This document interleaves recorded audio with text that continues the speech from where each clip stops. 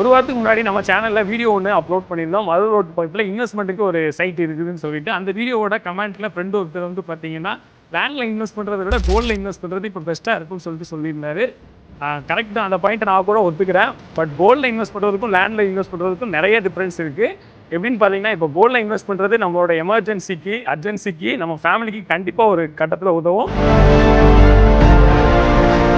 இப்போ லேண்டோட சைடு வந்து பார்த்தோம்னா குத்துக்கல் வலசை ஜங்ஷனை எக்ஸாம்பிளாக எடுத்துக்கோங்க. சென்ட்டுக்கு 3 லட்ச ரூபாய்க்கு 3 வருஷத்துக்கு முன்னாடி இருந்த லேண்ட் இப்போ 9 லட்ச ரூபாய் 10 லட்ச ரூபாய் இருக்குது.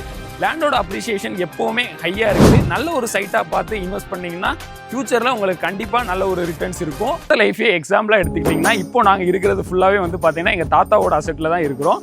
அதனால எங்களோட லைஃப்மே ஸ்டேபிளாக இருக்குது. அந்த லேண்டோட அப்ரிசியேஷனுமே வந்து பார்த்தீங்கன்னா நல்லா இருக்குது.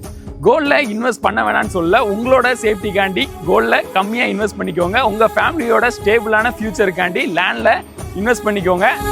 பார்த்துக்கலாம்.